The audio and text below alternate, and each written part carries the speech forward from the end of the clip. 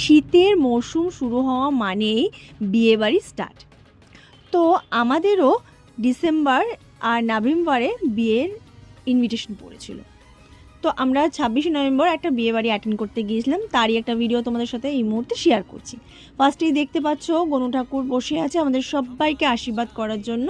তাই আমরা গনু ঠাকুরের কাছ থেকে আশীর্বাদ নিয়ে এগিয়ে গেলাম ব্রাইড আর গ্রুমকে দেখতে।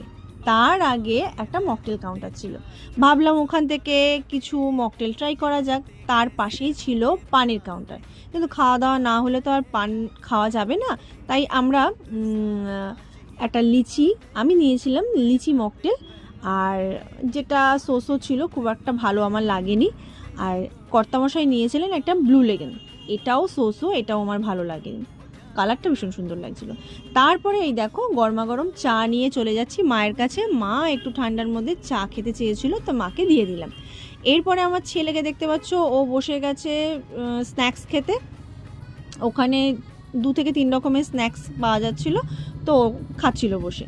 এই দেখো আমাদের ব্রাইড অ্যান্ড গ্রুম, আর খুব মিষ্টি দুটো কাপল। আর এই ছিল আমাদের স্ন্যাক্সে। তো ভিডিওটা কেমন লাগলো অবশ্যই লাইক করে দিই।